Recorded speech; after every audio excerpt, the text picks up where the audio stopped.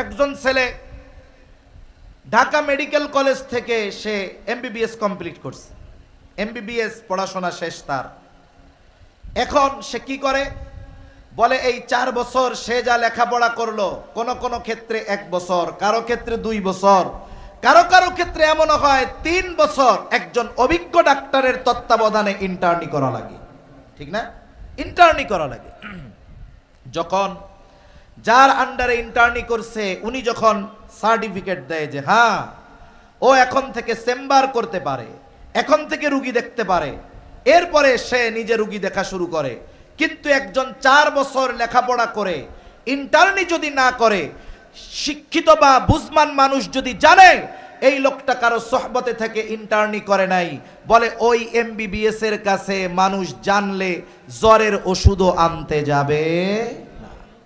আর সোহবতের কারণে কি হয়, বলে 8 ফেল মানুষও ডাক্তার হয়ে যায়। এক এলাকার গল্প বলতেছি। একজন বড় ডাক্তার ছিলেন, ওই সময়ের এমবিবিএস পাস। উনি গ্রামে আসছেন, আসার পরে উনি একটা ফার্মেসি দিচ্ছেন, রুগী দেখেন, নিজেই প্রেসক্রিপশন করেন, ওষুধের দোকানও ওনার নিজের। এখন একজন লোক ওনার দরকার, উনি প্রেসক্রিপশন করবেন, ওষুধ বেচবেন, এটা ওনার জন্য বড় কষ্টের ঝামেলা। তা একটা পরিবারের ছেলে, গরিব মানুষ, সে 8ও পাস করতে পারে নাই।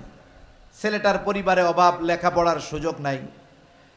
ছেলেটাকে তিনি বললেন, তার পরিবারের কাছে প্রস্তাব দিলেন যে এক কাজ করো, ছেলেটারে আমারে দিয়ে দাও, আমার কাছে থাকবে, ওষুধ টষুধ চিনায়া দিমু, মানুষের কাছে দিবে, টাকা পয়সা রাখবে, বেচা কেনা করবে। এখন ওই 8 ফেল ছেলেটা ওনার দোকানে কি করে, উনি প্রেসক্রিপশন লেখে, মোটামুটি পড়ালেখা জানে, ও খুঁজে খুঁজে ওষুধগুলো বের করে দেয়, আর পাশে বসে বসে দেখে যে কোন রোগী আসলো, ডাক্তার কি বলল। এভাবে বলতে বলতে প্রায় 1 যুগের বেশি তার সাথে সে আছে, সোহবতে আছে।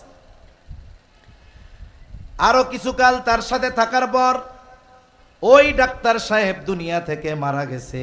ডাক্তারের কোনো ছেলে নাই। যাওয়ার আগে ডাক্তার ওসিয়ত করে গেছে, এই ছেলেটা আমার কাছে বছরের পর বছর কাটায় দিল, আমি তাকে তেমন কিছু দিতে পারি নাই।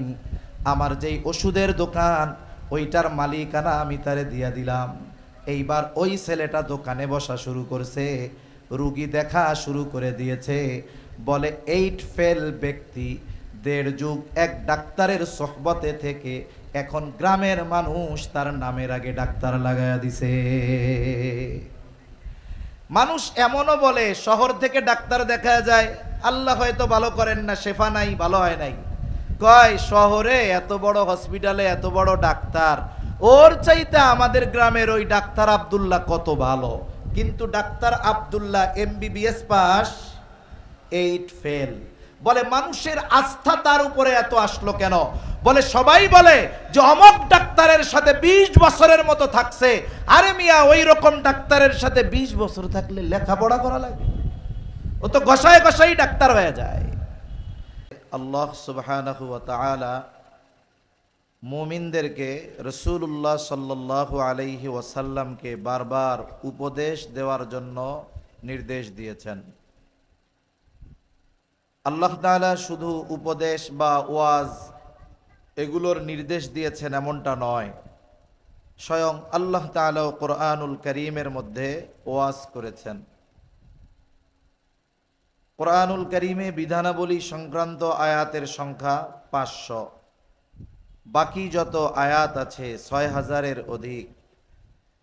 এই সমস্ত আয়াতগুলোর মধ্যে আল্লাহ তাআলা জাহান্নামের বর্ণনা, জান্নাতের বর্ণনা, অতীতের অনেক অবাধ্য জাতির অবাধ্যতার করুণ পরিণতির ঘটনা, পয়গম্বর আলাইহিমুস সালামের ঘটনা, দুনিয়ায় আল্লাহ তাআলার আনুগত্য যারা করেছে তাদের দেওয়া জাগতিক কিছু নেয়ামত, এই ধরনের বিষয়গুলো আল্লাহ তাআলা বান্দাদেরকে জানিয়েছেন। নিজে ওয়াজ করার সাথে সাথে রাসূলুল্লাহ সাল্লাল্লাহু আলাইহি ওয়াসাল্লামকেও নির্দেশ দিয়েছেন যে আপনি মুমিনদেরকে বারবার উপদেশ দেন। কেন ওয়াজ করবে, কেন উপদেশ দিবে? আল্লাহ তাআলা বলেন, ওয়াযাক্কির ফাইন্নায যিকরা তানফাউল মুমিনিন। আল্লাহ রাব্বুল আলামিন বলেন, আপনি বারবার উপদেশ দেন, কেন উপদেশ দিবেন, কেন ওয়াজ করবেন? আল্লাহ তাআলা বলেন, ফাইন্নায যিকরা তানফাউল মুমিনিন, কারণ ওয়াজ নসিহাত উপদেশ এটা হলো মুমিনদের জন্য উপকারী। তাহলে এই যে মজলিসগুলো হয়, কালামপুর বণিক সমিতি এই যে ওয়াজের আয়োজন করেছে, মূলত এই ওয়াজের মধ্যে মুমিনদের জন্য কল্যাণ উপকার আছে না নাই? আছে। রাসূলুল্লাহ সাল্লাল্লাহু আলাইহি ওয়াসাল্লাম নিজে ওয়াজ করেছেন। এরপরে এই ওয়াজ করার দায়িত্ব আল্লাহ রসুল সাল্লাল্লাহু আলাইহি ওয়াসাল্লাম উলামায়ে কেরামের কাছে দিয়ে গেছেন। রাসূলুল্লাহ সাল্লাল্লাহু আলাইহি ওয়াসাল্লাম বলেন, ইন্নাল উলামা ওয়ারাসাতুল আম্বিয়া, আলেমগণ হলো নবীগণের ওয়ারিস।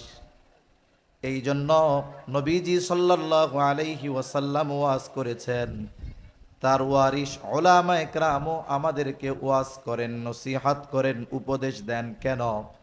বলে এই ওয়াজ নসিহতের মাধ্যমে যেই উপকারিতা, সেটা যদি আমরা অর্জন করতে পারি, দুনিয়া থেকে জান্নাতের পাথেও অর্জন করা আমাদের জন্য সহজ হয়ে যাবে।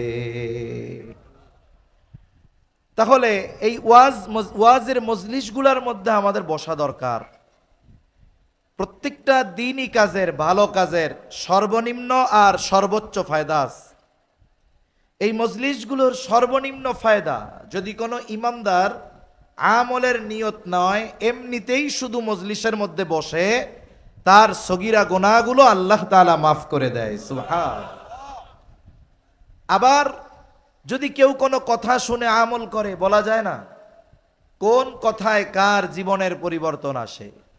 অনেক সময় হাজারো নসিহতে কাজ হয় না, কিন্তু সামান্য একটা কথা মানুষের জীবন পরিবর্তনের কারণ হয়ে যেতে পারে। তা আমার কথা হলো, যেইটা একটা হাদিসও আপনাদের খেদমতে পাঠ করেছি, এই হাদিসে নবীজি সাল্লাল্লাহু আলাইহি ওয়াসাল্লাম সুন্দর তিনটা উপদেশ দিয়েছেন। কয়টা উপদেশ? তিনটা উপদেশ। এখন তো ওয়াজের জন্য কত আয়োজন, কত কিছুর প্রয়োজন। ওয়াজের জন্য বড় প্যান্ডেল দরকার, লাইটিং দরকার, মাইকিং দরকার, পরিচিত মুখ ওয়াইজ দরকার। কিন্তু রাসূলুল্লাহ সাল্লাল্লাহু আলাইহি ওয়াসাল্লাম ছিলেন আসমানের নিচে জমিনের উপরে সবচাইতে বড় ওয়াইজ। কিন্তু নবীজির ওয়াজের জন্য কোনো আয়োজন, জাগতিক কোনো প্রয়োজন হতো না।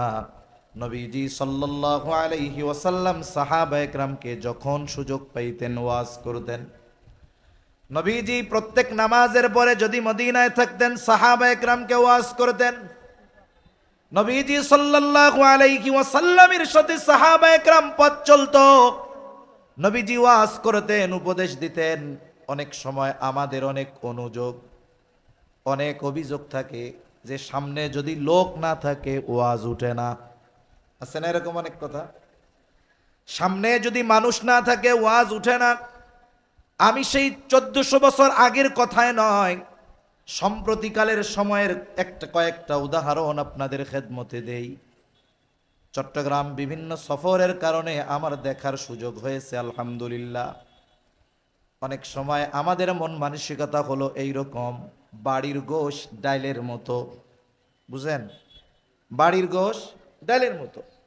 আমার দাওয়াত দিয়ে নিয়ে আসছেন, অথচ এই কালামপুর ধামরাই এমনও আলেম আছে যার ছাত্র হওয়ার যোগ্যতা আমার নাই, কিন্তু ওনার চাইতে আমারে ভাল লাগে। কেন?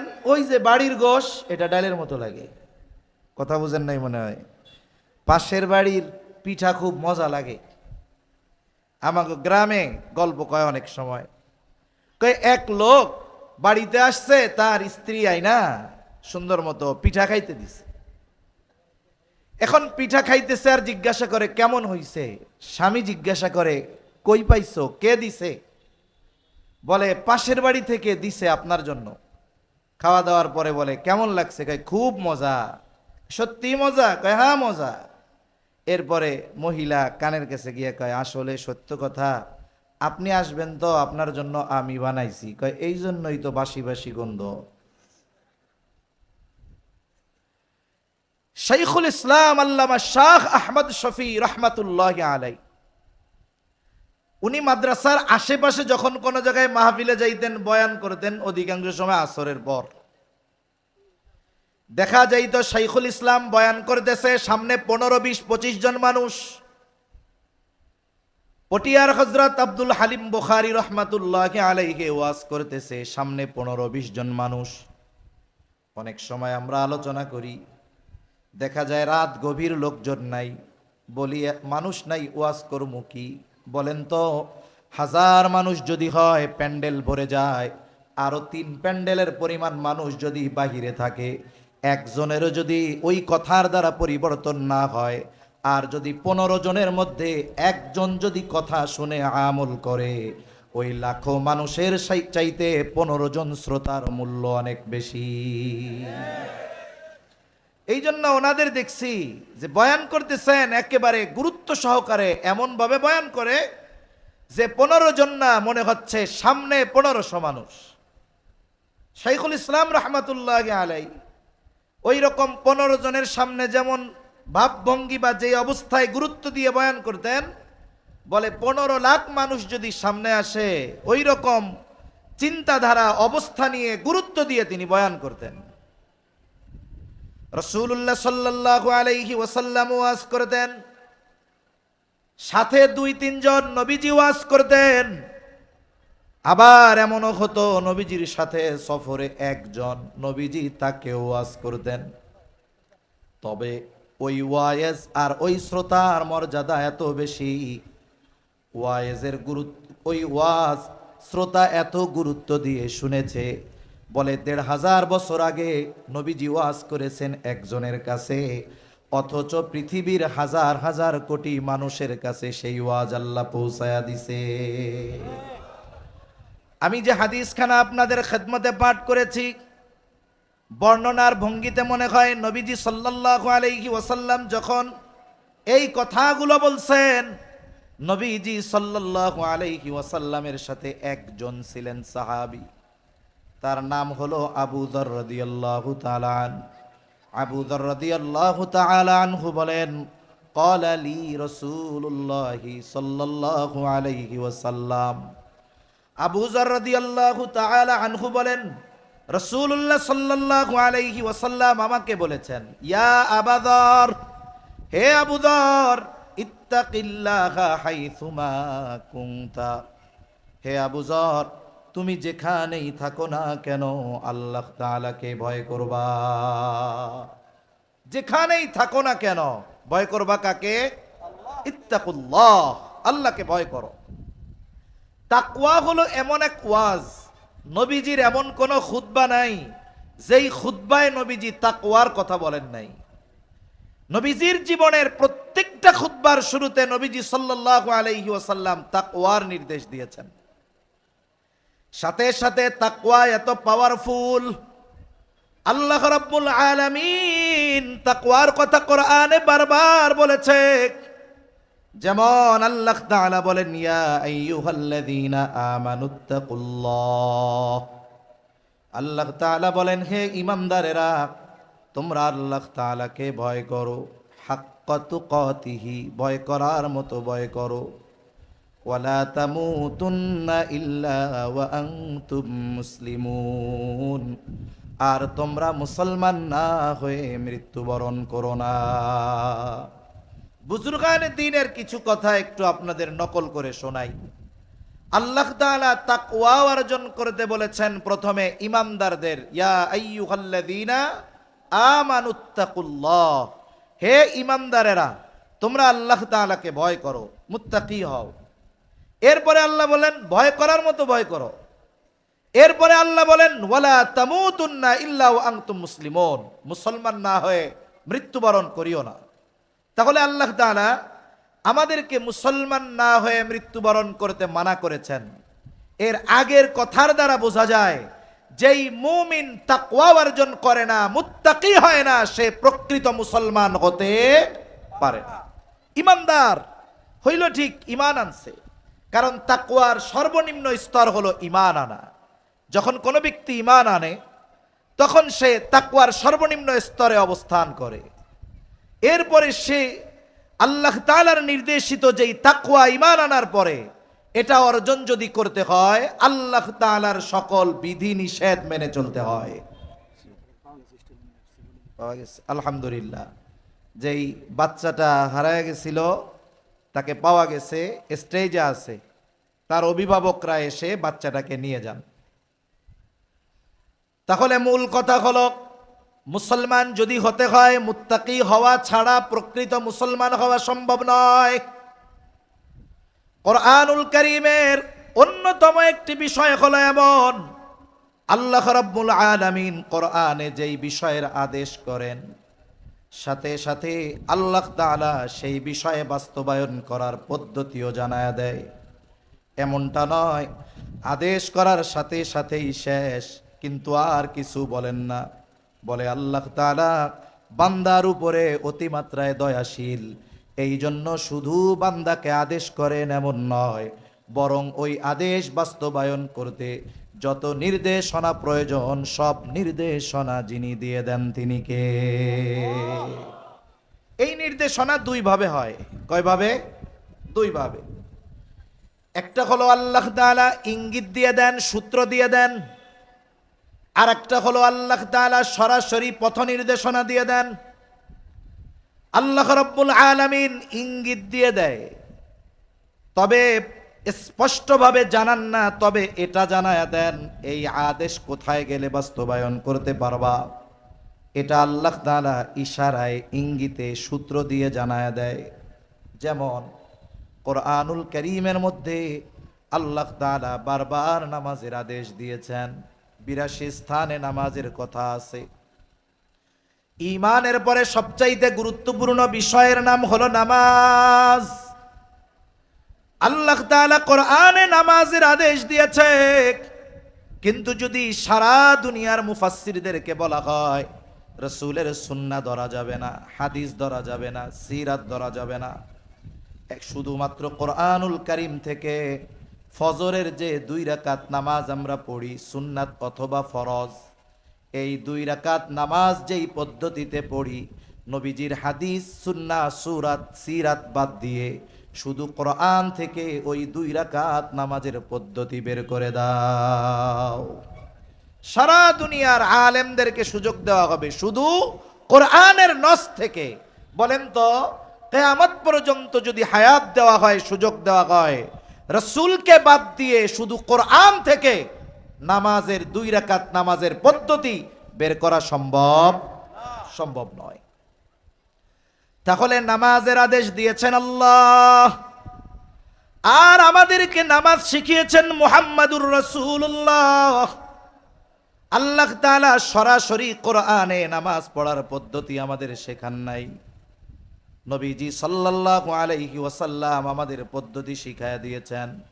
এই জন্য নবীজি বলেন, সল্লু কামা রাআইতুমুনি উসাল্লি।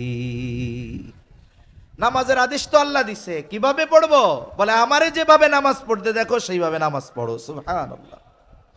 আরেকটা উদাহরণ দেই, নামাজের যেই ফরজগুলো আছে এর মধ্যে একটি ফরজ হলো রুকু করা। কি করা? জোরে বলেন। রুকু করা। রুকু শব্দের শাব্দিক অর্থ হলো ঝুঁকা। কোরআনুল কারীমে আল্লাহ তাআলার নির্দেশ আছে, ওয়ারকাউ মা'আর রাকিঈন, রুকুকারীদের সাথে রুকু করো। এখন রুকু অর্থ ঝোঁকা। আমি যদি এই শাব্দিক অর্থকে গ্রহণ করে রুকু করি, নামাজে দাঁড়াইলাম, একজন সাধারণ মুসল্লি আমার পাশে, আলেম না, এখন রুকুতে গেলাম, রুকুতে গেছি কতটুকু, ঝুঁকেছি কতটুকু? বলে শুধু মাথাটারে একটু ঝুঁকায়া দিছি, পিঠটাকে অল্প একটু বাঁকায়া দিছি, কিন্তু পরিপূর্ণ পুরা এলের মতো ডালের মতো বাঁকা হই নাই। বলেন তো, আমি যতটুকু ঝুঁকলাম, যেই রুকুর নির্দেশ আল্লাহ দিয়েছে অতটুকু ঝুঁকলে রুকুর ফরজ আদায় হবে নাকি? হবে না। এখন আল্লাহ রুকু করতে বলেছেন, ঝুঁকতে বলেছেন, কতটুকু ঝুঁকতে হবে, কোন পদ্ধতিতে ঝুঁকতে হবে সেটা শিখিয়েছেন মুহাম্মাদুর রাসূলুল্লাহ সাল্লাল্লাহু আলাইহি ওয়াসাল্লাম। এটা হলো একটা বিষয় যে আল্লাহর আদেশ, এটা বাস্তবায়নের পদ্ধতি আল্লাহ শিখতে বলেছেন মুহাম্মাদুর রাসূলুল্লাহ সাল্লাল্লাহু আলাইহি ওয়াসাল্লামের কাছ থেকে। আরেকটা হলো আদেশ করার সাথে সাথে আল্লাহ তাআলা ওই আদেশ বাস্তবায়নের পদ্ধতিও নিজে বলে দিয়েছেন। আল্লাহ রাব্বুল আলামিন তাকওয়ার ক্ষেত্রে ঈমানদার তাকওয়া অর্জন কেমনে করবে, আল্লাহ তাআলা বিভিন্ন জায়গায় তাকওয়া অর্জনের পদ্ধতিগুলো বলে দিয়েছেন। যেমন আল্লাহ তাআলা কোরআনুল কারীমের মধ্যে বলেন, ইয়া আইয়ুহাল্লাযীনা আমানুত্তাকুল্লাহ। আল্লাহ তাআলা বলেন, হে ঈমানদারেরা তোমরা মুত্তাকি হও। আমরা যদি জিজ্ঞাসা করি আল্লাহ আমরা কেমনে তাকওয়া অর্জন করব, কেমনে মুত্তাকি হব, আল্লাহ তাআলা বলেন ওয়াকুনু মা'আস সাদিকিন, তোমরা সত্যবাদীদের সঙ্গী হয়ে যাও। মনিটরের আওয়াজ আরো ছাড়েন, রিভার্ব দেন, আওয়াজ আরো শক্ত করেন, আওয়াজ ছাড়েন, দূর থেকে যেন একটু টানে। হ্যাঁ, কষ্ট হইতেছে কিন্তু জোরে বলা লাগতেছে। আওয়াজটা ছাড়েন, আরো ছাড়েন, মনিটরের আওয়াজ আরো ছাড়েন।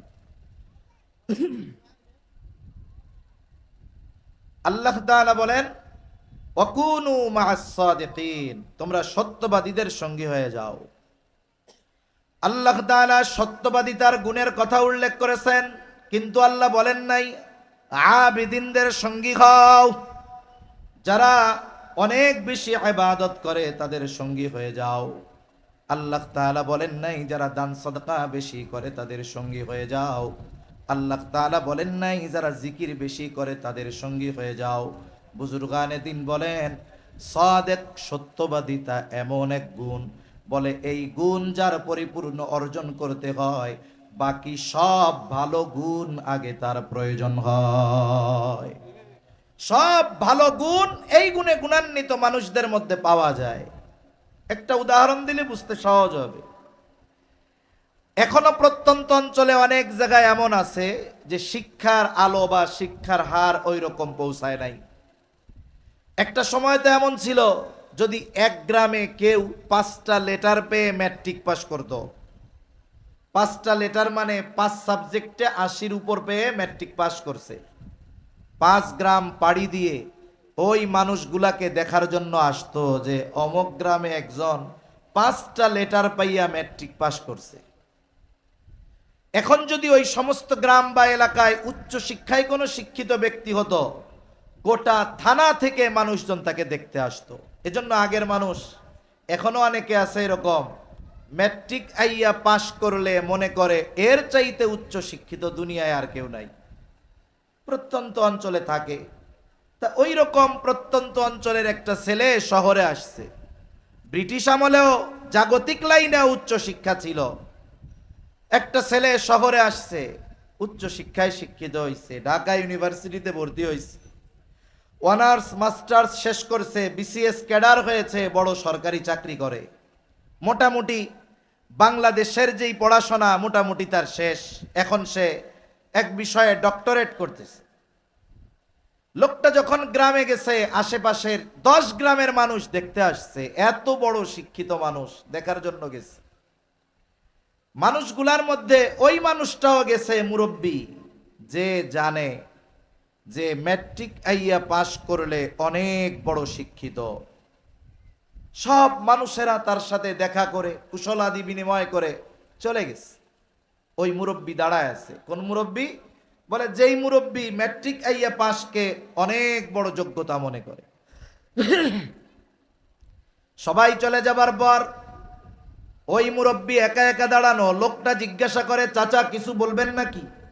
বলে হ্যাঁ বাবা, একটা বিষয় জানার ছিল। কি জানতে চান? বলে শুনলাম তুমি নাকি অনেক শিক্ষিত, তা তুমি কি কি পাশ করছো একটু কও। বলেন তো। যেই লোকটা ঢাকা ইউনিভার্সিটি থেকে মাস্টার্স করছে, যেই লোকটা পিএইচডি করতেছে, সে কি পরিচয় দিবে নাকি এরকম আমি 1 পাস কইরা 2-তে উঠছি, 2 পাস কইরা 3 পাস কইরা 4, এগুলা বলবে?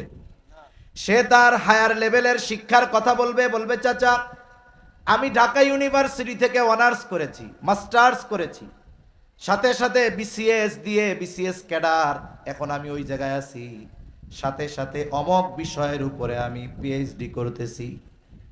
এত পড়ালেখার কথা বললো, চাচা চিন্তা করে ম্যাট্রিক খাইয়ার কথা তো কইল না। এইবার চাচা তাচ্ছিল্যের সাথে বলতেছে, এত পড়ালেখা করছো, ম্যাট্রিক আইয়া কি পাস করছো? কথা বুঝেন নাই মনে হয়। এত পড়ালেখা করছো, তা ম্যাট্রিক আইয়া কি পাস করছো? কারণ কি, চাচা আইয়া হলো সবচাইতে উচ্চ শিক্ষায় শিক্ষিত মানুষ, এই ডিগ্রি অর্জন করে। কিন্তু কোন ব্যক্তি যদি বলে যে আমি মাস্টার্স করেছি, তার মানে অনার্স না করলে সে মাস্টার্স করতে পারে না। অনেক সময় অনেক জায়গায় অনেকে জিজ্ঞাসা করে, মুফতি সাহেব, গ্রামের সাধারণ মানুষ তো বুঝে না, মাওলানা সাহেবরে খুব ভালো মতো চিনে, ওনার মসজিদের ইমাম সাহেব মাওলানা। এখন আর এক লোকের সাথে দেখা হইছে, পরিচয় দিছে, উনিও আলেম। তা আপনি কি? কয় আমি মুফতি আব্দুল্লাহ। কয় আপনি যে মুফতি বুঝলাম, মৌলানা কি পাস করছিলেন? হ্যাঁ, মৌলানা পাস করছেন। এখন বলেন তো, একজন লোক যদি ইফতায় ভর্তি হইতে চায়, সে যদি মুফতি হওয়ার ইচ্ছা পোষণ করে, মাওলানা যদি না হয়, দাওরায়ে হাদিস যদি পাস না করে, সে কি ইফতা বিভাগে ভর্তি হতে পারবে? তার মানে কিছু পরিচয় আছে যেটা দেওয়ার পরে বাকি সব পরিচয় ওইটার মধ্যে এমনিতেই অন্তর্ভুক্ত থাকে। আল্লাহ রাব্বুল আলামিন সত্যবাদীদের সঙ্গী হতে বলেছেন। বাস্তবিক অর্থে যারা সাদেক, বাস্তবিক অর্থে যারা সত্যবাদী, তারা আবেদ। বাস্তবিক অর্থে যারা সাদেক, তারা দানশীল, তারা যাকির।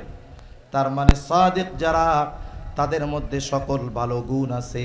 আল্লাহ তাআলা এই জন্য সাদিকিনদের সঙ্গে হতে বলেছেন। মূলত আহলুল্লাহ যারা, আল্লাহওয়ালা যারা, আমাদেরকে যদি মুত্তাকি হতে হয়, তাদের সঙ্গে সম্পর্ক গড়া দরকার। কারণ কারণ সোহবত, সংস্পর্শতা বড় এক জিনিস। সোহবত বড় এক জিনিস। সোহবতের দ্বারা এমন কিছু অর্জন হয় যেটা লেখাপড়া করে অর্জন হয় না। মনে করেন একজন ছেলে ঢাকা মেডিকেল কলেজ থেকে সে এমবিবিএস কমপ্লিট করছে, এমবিবিএস পড়াশোনা শেষ তার। এখন সে কি করে? বলে এই 4 বছর সে যা লেখাপড়া করলো, কোন কোন ক্ষেত্রে 1 বছর, কারো ক্ষেত্রে 2 বছর, কারো কারো ক্ষেত্রে এমনও হয় 3 বছর একজন অভিজ্ঞ ডাক্তারের তত্ত্বাবধানে ইন্টার্নি করা লাগে। ঠিক না? ইন্টার্নি করা লাগে। যখন যার আন্ডারে ইন্টার্নি করছে, উনি যখন সার্টিফিকেট দেয় যে হ্যাঁ ও এখন থেকে চেম্বার করতে পারে, এখন থেকে রুগী দেখতে পারে, এরপরে সে নিজে রুগী দেখা শুরু করে। কিন্তু একজন 4 বছর লেখাপড়া করে ইন্টার্নি যদি না করে, শিক্ষিত বা বুঝমান মানুষ যদি জানে এই লোকটা কারো সোহবতে থেকে ইন্টার্নি করে নাই, বলে ওই এমবিবিএস এর কাছে মানুষ জানলে জ্বরের ওষুধও আনতে যাবে না। আর সোহবতের কারণে কি হয়? বলে 8 ফেল মানুষও ডাক্তার হয়ে যায়। এক এলাকার গল্প বলতেছি। একজন বড় ডাক্তার ছিলেন, ওই সময়ের এমবিবিএস পাস। উনি গ্রামে আসছেন, আসার পরে উনি একটা ফার্মেসি দিছেন, রুগী দেখেন, নিজেই প্রেসক্রিপশন করেন, ওষুধের দোকানও ওনার নিজের। এখন একজন লোক ওনার দরকার, উনি প্রেসক্রিপশন করবেন, ওষুধ বেচবেন, এটা ওনার জন্য বড় কষ্টের, ঝামেলার। তা একটা পরিবারের ছেলে, গরিব মানুষ, সে 8ও পাস করতে পারে নাই। ছেলেটার পরিবারে অভাব, লেখাপড়ার সুযোগ নাই। ছেলেটাকে তিনি বললেন, তার পরিবারের কাছে প্রস্তাব দিলেন যে এক কাজ করো, ছেলেটারে আমারে দিয়ে দাও, আমার কাছে থাকবে, ওষুধ টষুধ চিনায়া দিমু, মানুষের কাছে দিবে, টাকা পয়সা রাখবে, বেচা কেনা করবে। এখন ওই 8 ফেল ছেলেটা ওনার দোকানে কি করে? উনি প্রেসক্রিপশন লেখে, মোটামুটি পড়ালেখা জানে, ও খুঁজে খুঁজে ওষুধগুলো বের করে দেয়। আর পাশে বসে বসে দেখে যে কোন রোগী আসলো, ডাক্তার কি বলল। এভাবে বলতে বলতে প্রায় 1 যুগের বেশি তার সাথে সে আছে, সোহবতে আছে। আরো কিছুকাল তার সাথে থাকার পর ওই ডাক্তার সাহেব দুনিয়া থেকে মারা গেছে। ডাক্তারের কোনো ছেলে নাই। যাওয়ার আগে ডাক্তার ওসিয়ত করে গেছে, এই ছেলেটা আমার কাছে বছরের পর বছর কাটায়া দিল, আমি তাকে তেমন কিছু দিতে পারি নাই। আমার যেই ওষুধের দোকান, ওইটার মালিকানা আমি তারে দিয়া দিলাম। এইবার ওই ছেলেটা দোকানে বসা শুরু করছে, রুগী দেখা শুরু করে দিয়েছে। বলে 8 ফেল ব্যক্তি 1.5 যুগ এক ডাক্তারের সোহবতে থেকে এখন গ্রামের মানুষ তার নামের আগে ডাক্তার লাগায়া দিছে। মানুষ এমনও বলে শহর থেকে ডাক্তার দেখা যায়, আল্লাহ হয়তো ভালো করেন না, শেফা নাই, ভালো হয় নাই। কয় শহরে এত বড় হসপিটালে এত বড় ডাক্তার, ওর চাইতে আমাদের গ্রামের ওই ডাক্তার আব্দুল্লাহ কত ভালো। কিন্তু doctor Abdullah MBBS pass, 8 fail. বলে মানুষের আস্থা তার উপরে এত আসলো কেন? বলে সবাই বলে যে অমক ডাক্তারের সাথে 20 বছরের মতো থাকছে। আরে মিয়া, ওই রকম ডাক্তারের সাথে 20 বছর থাকলে লেখাপড়া করা লাগে? ও তো গসায় গসাই ডাক্তার হয়ে যায়। এই যে মানুষের আস্থা তার উপরে কেন, মূল কারণটা হলো ওই যে অভিজ্ঞ ডাক্তারের সোহবতে থাকা। সোহবতের বড় পাওয়ার। বলে লোহা আর চম্বুক, লোহা যদিও শক্তিশালী একটা ধাতব, তার চাইতে দুর্বল চম্বুক। চম্বুকের মধ্যে একটা গুণ আছে, লৌহজাত দ্রব্যাদিকে সে আকর্ষণ করে নিজের দিকে টেনে নিয়ে আসে। লৌহজাত দ্রব্যাদি সে নিজের দিকে টেনে নিয়ে আসে। এখন যদি লোহা হুমকি দেয় চুম্বুক রে, এই তোর মধ্যে ওই পাওয়ার, ওইটা আমারে দিয়া দে। বলেন তো লোহা যতই প্রভাব খাটাক না কেন, যতই পাওয়ার দেখাক না কেন, চম্বুকের মধ্যে থাকা ওই আকর্ষণের গুণ কি লোহা নিতে পারবে নাকি? এ তো সম্পদ, টাকা পয়সা না, যে পাওয়ার দিয়ে ক্ষমতা দিয়ে কেড়ে নেওয়া গেল। এখন লোহা যদি গরম না দেখায়া ঠান্ডা মাথায় চম্বুকের সাথে লাগা যায়, বলে লোহার টুকরা যদি একটা চম্বুকের সাথে 1 মাস লেগে থাকে, 1 মাস পর ওই লোহাকে যখন টান দেওয়া হবে, লোহার মধ্যে চম্বুকের গুণ চলে আসবে। এইবার চম্বুকটা, লোহার মধ্যে চম্বুকের গুণ যাবে। লোহাটাকে যদি অন্য কোনো লোহার দিকে ধরা হয়, দেখা যাবে ওই লোহা আকর্ষণ করে অন্য লোহাকে টেনে নিয়ে আসবে। এই যে আকর্ষণের গুণ, এটা কি ক্ষমতা দিয়ে, প্রভাব দিয়ে, জ্ঞান দিয়ে, মেধা দিয়ে সম্ভব? সম্ভব হইছে সোহবতের দ্বারা। এজন্য কেউ যদি প্রকৃতপক্ষে মুত্তাকি হতে চায়, তাহলে তাকওয়াওয়ালা যারা, মুত্তাকি যারা, তাদের সংস্পর্শে যাওয়া দরকার।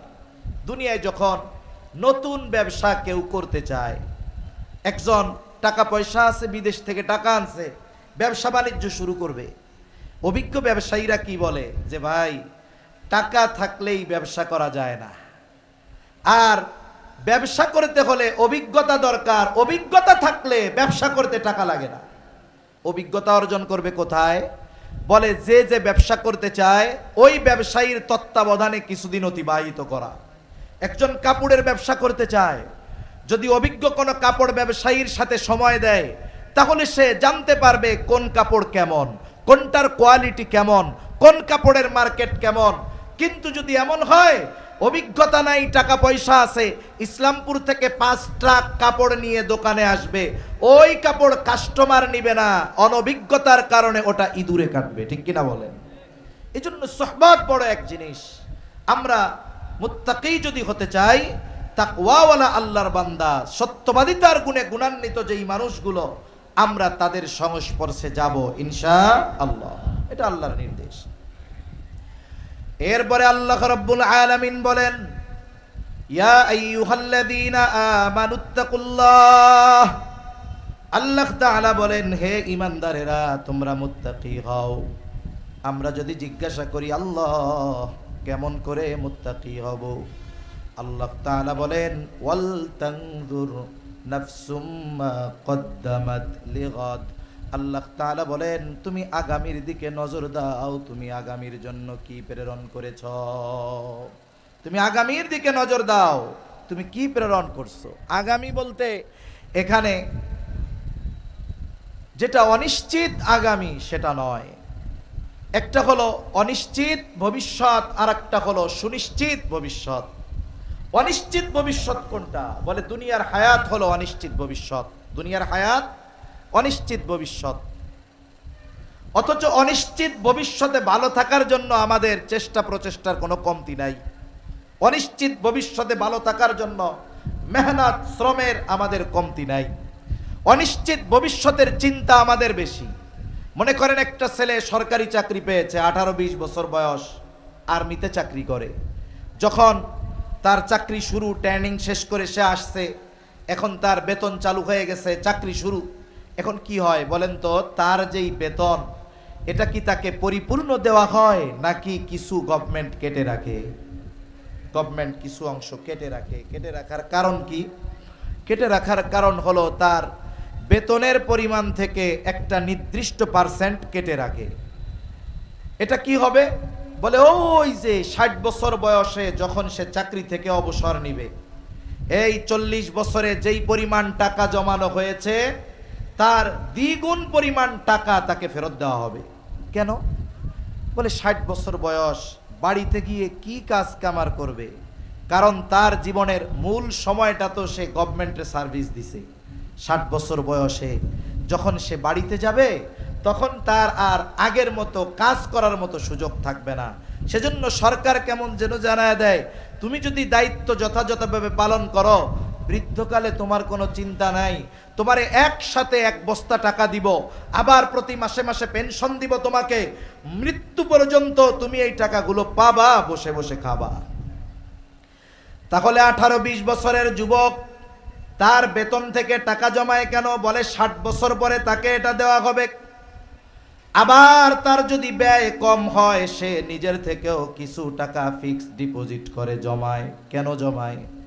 বলে যখন চাকরি থাকবে না তখন এই টাকাগুলো দিয়ে আমি ব্যবসা করব, বাকি হায়াত আমি ভালোভাবে কাটাবো।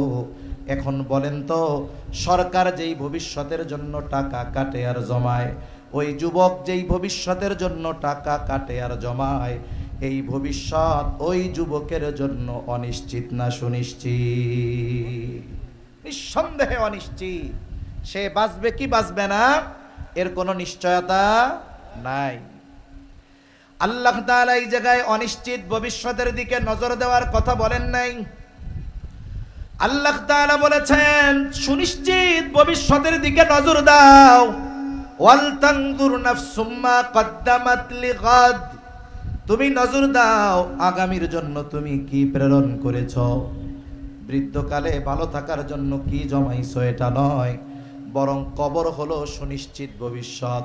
এই কবরে ভালো থাকার জন্য তুমি দুনিয়ার থেকে কবরে কি পাঠাইছো? হায়রে ফুলসেরাত বিজলির মতো পাড়ি দেওয়ার জন্য কি পাঠিয়েছো? পরকালে জান্নাত পাওয়ার জন্য কি দুনিয়া থেকে ভবিষ্যতের জন্য পাঠিয়েছো? সেই দিকটাতে তুমি নজর দাও। এজন্য বুজুর্গানে দিন মুহাসাবার কথা বলেন, হিসাবের কথা বলেন। আর হিসাবের কথা আসলে আমাদের সামনে চিন্তা আসে টাকা পয়সার হিসাব।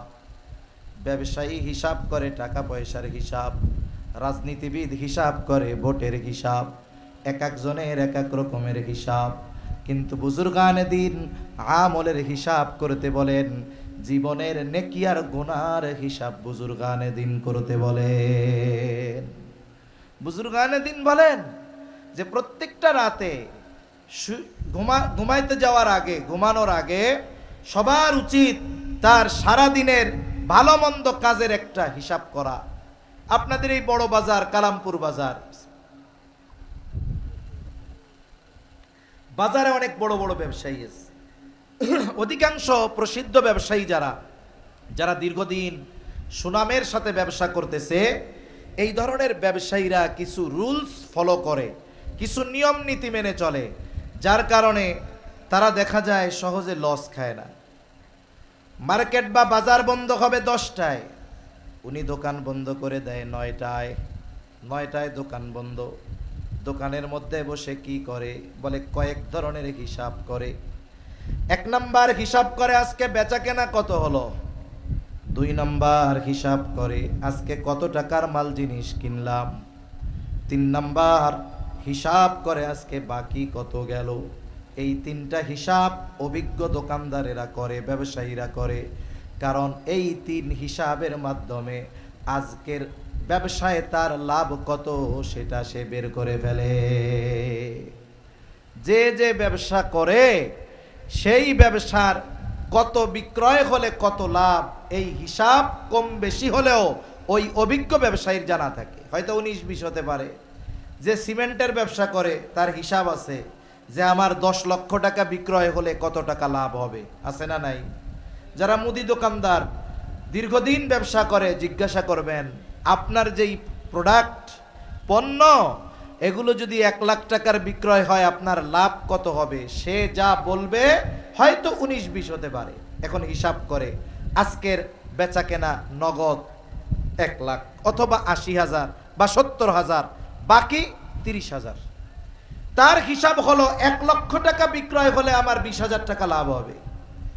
এখন তার নগদ আর বাকি মিলে 1 লক্ষ বিক্রয় হয়েছে ঠিক, কিন্তু 30,000 বাকি। বলেন তো আজকের দিনের লাভ তার কাছে আছে? জোরে বলেন না, আছে? তার মূলধন থেকে মানুষের কাছে কত হাজার গেছে? 10,000। এই গতিতে যদি 1 মাস ব্যবসা চলে তাহলে মোটামুটি ব্যবসা শেষ হয়ে যাওয়ার উপক্রম হবে। এখন ব্যবসায়ী এই হিসাবের পরে একটা সিদ্ধান্তে উপনীত হতে পারে। কি সিদ্ধান্ত? তার কর্মচারী যারা থাকে এদেরকে সে সতর্ক করে দেয়, সাবধান, আগামীকাল থেকে যদি আমার বাবাও বাকি চায় বাকি দিবা না, আমার নগদ বাকি মিলায়া 1 লক্ষ টাকা বিক্রয় কেনা বেচা করার দরকার নাই, আমি 50,000 বিক্রয় করব, নগদে বিক্রয় করব। এই যে 1 ঘন্টা রাতের হিসাব কি হলো, বলে আগামী দিন কোন পদ্ধতিতে তার ব্যবসা পরিচালিত হবে সে সিদ্ধান্তে উপনীত হতে পারে। এই জন্য কোনো ব্যক্তি যদি প্রতিদিন রাতে শোবার আগে তার সারা দিনের নেকি আর বদির হিসাব করে, হয়তো এই হিসাব তার আগামী দিনের পরিবর্তনের কারণ হয়ে যেতে পারে। কারণ একটা মানুষ যদি রাতের বেলায় এই চিন্তা করে, নেকির চিন্তা করে, গোনার চিন্তা করে, তাহলে রাতের মধ্যে ওই প্রভাব তার মধ্যে পড়ে। যদি কেউ বিছানায় শুয়ে মোবাইল দেখা শুরু করে, বলে মোবাইলের প্রভাব তার মধ্যে পড়ে। আর যদি সে রাতে নিভৃতে একাকী ঘরে শুয়ে চিন্তা করে, আহারে আমি তো এখন অন্ধকার ঘরের মধ্যে আছি, আমার মৃত্যুর পরে আর এক অন্ধকার ঘরের মধ্যে যাওয়া লাগবে যেখানে আলো নাই বাতি নাই, তবে আলো আর বাতির ব্যবস্থা হবে, বাতাসের ব্যবস্থা হবে, আরামের ব্যবস্থা হবে যদি নেকি থাকে। এবার সে হিসাব করে, দেখি আমার জীবনের হিসাবটা একটু করি, আজকের দিনের নেকি কত, গোনা কত।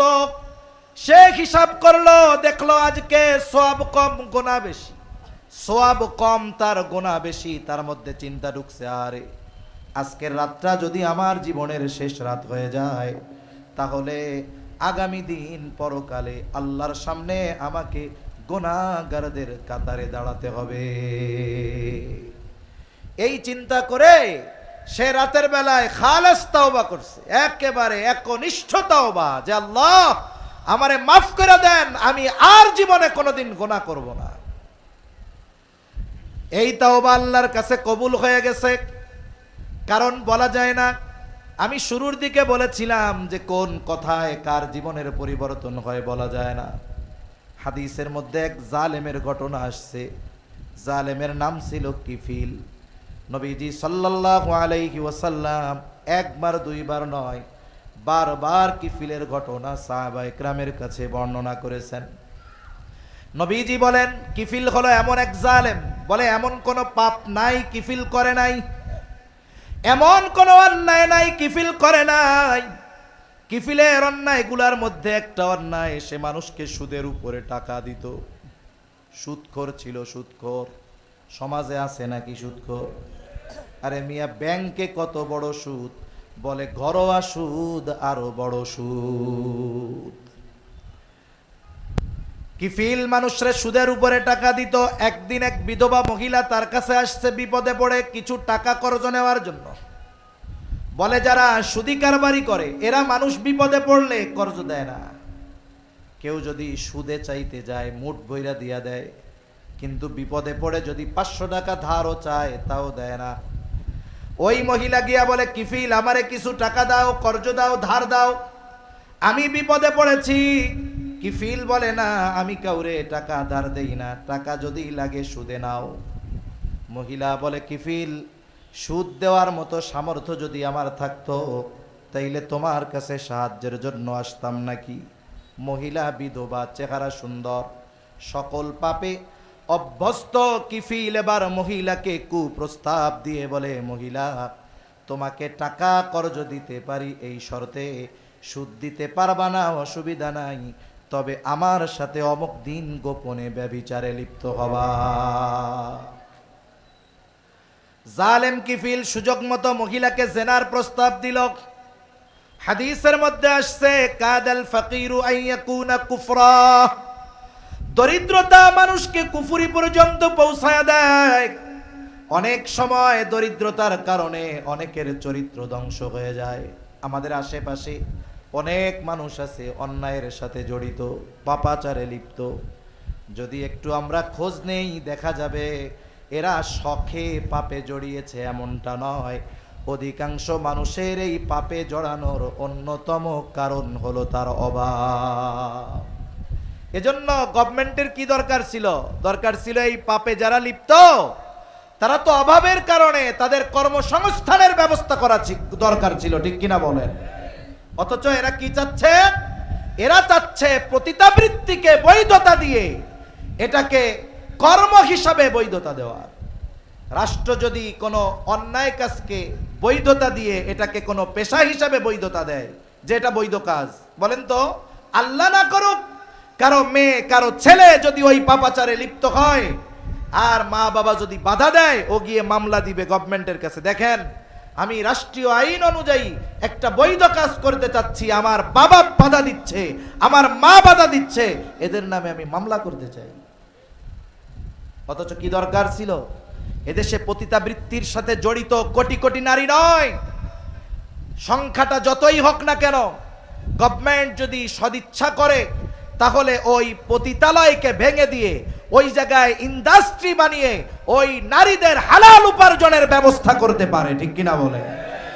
কিন্তু কাদেরকে খুশি করার জন্য উল্টা পতিতাবৃত্তিকে বৈধতা দিয়ে আবার তাদেরকে ডেকে এনে মোটা অঙ্কের টাকা তাদেরকে দেওয়া হচ্ছে। এর দ্বারা কি বোঝা যাচ্ছে? এরা সমাজ থেকে অন্যায় দূর করতে চায় না, পাপাচার দূর করতে চায় না, এরা চায় এই পাপাচারকে সমাজে বৈধতা দিতে, ঠিক কিনা বলে?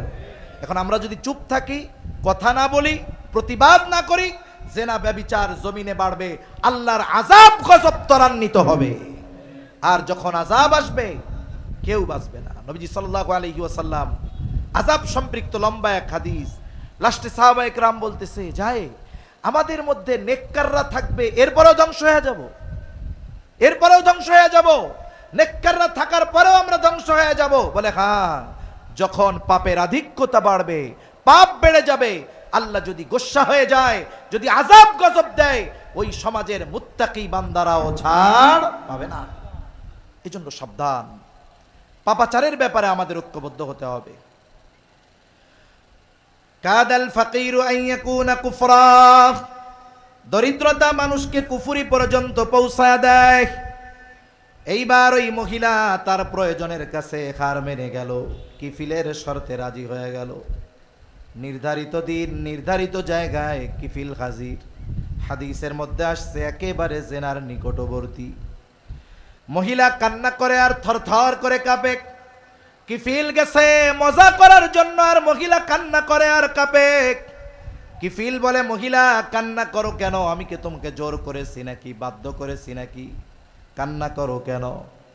মহিলা বলে, কিফিল, কান্না করি আল্লাহর ভয়, আমি কোনোদিন এই পাপের সাথে লিপ্ত হই নাই, তবে আজকে কেন রাজি হয়েছো? বলে, আমার অভাব, আমার তো ভয় হয় যদি তোমার সাথে জেনা করার পরে মারা যাই, আল্লাহ তাআলার সামনে আমাকে একজন ব্যভিচারিণী হিসেবে উপস্থিত হওয়া লাগবে, আমি আল্লাহর ভয়ে কান্না করি। কিফিল এই কথাটা কিফিলের কান দিয়ে হৃদয় পর্যন্ত পৌঁছায়া গেল। কিফিল বলে, সত্যই তুমি আল্লাহর ভয়ে কান্না করো? বলে, হ্যাঁ। কোনোদিন এই পাপাচারে লিপ্ত হও নাই? বলে, না, হই নাই। এবার কিফিল ওই অবস্থা থেকে উঠে গেছে। কিফিল উঠে গেছে, ওঠার সময় মহিলারে 60 দিরহাম কর্জ দিয়েছিল। বলে, মহিলা যাও, এটা তোমাকে সাদকা করে দিলাম, আর শুনে নাও, আজকে থেকে আমি আর কোনো পাপাচারে লিপ্ত হব না। খালেস তওবা করে কিফিল বাড়িতে চলে গেছে। ঘটনাক্রমে রাতের বেলায় কিফিল মারা গেছে। কিফিল যে তওবা করেছে কিফিলের তাওবা যে কবুল হয়েছে দুনিয়ার কেউ জানে না, কিন্তু জানেন যিনি তিনি কে। কিফিলের তাওবা কবুল হয়ে গেছে, কিফিল মারা গেছে। মানুষেরা আনন্দিত যে হায় এক জালেম মরছে, ভালো হয়েছে, জালেমের মৃত্যু হয়েছে, ভালো হয়েছে, মানুষেরা আনন্দিত। কিন্তু আল্লাহ তাআলা কিফিলের দরজায় লিখে দিয়েছেন, আল্লাহ তাআলা কিফিলকে ক্ষমা করে দিয়েছে। তোমরা কিফিলকে পাপী বলো না, কিফিল জান্নাতের বাসিন্দা হয়ে গেছে। আল্লাহ তাআলা কিফিলরে মাফ করে দিয়েছে। তাহলে একটা কথা, একটা চিন্তা একটা মানুষের গতিপথ জাহান্নাম থেকে জান্নাতের দিকে নিয়ে আসতে পারে, ঠিক কিনা বলেন? হতে পারে হয়তো এই যুবক রাতের বেলা আল্লাহর কাছে খালেস তাওবা করেছে, আল্লাহ আমি আর আগামী দিন থেকে কোনো পাপে জড়াবো না, গোনাহ করব না, আয় আল্লাহ আপনি আমারে মাফ করে দেন। দুনিয়ার কেউ শোনে নাই, কিন্তু শুনছে কে? খালেস তাওবা করেছে আল্লাহর জন্য, তাওবা কবুল। নবীজি বলেন আত্তাইবু মিনাজ যামবি কামাল্লা যামবালা, যে খালেস ভাবে তাওবা করলো সে কেমন যেন কোনো গুনাহ করে নাই, একেবারে নিষ্পাপ হয়ে যায়। ঘটনাক্রমে ওই ব্যক্তির জীবনের শেষ রাত যদি এটা শেষ রাত হয়, তাহলে কিয়ামতের দিন আল্লাহর সামনে আমল নামায় গুনাহ মুক্ত হয়ে সে উপস্থিত হবে। এজন্য আমরা আমাদের রাতের এই হিসাবকে গুরুত্ব দিব, যে আমার আজকে দিনের ভালো কাজ কত, আজকে দিনের মন্দ কাজ কত। যদি অভ্যস্ত হই কি হবে?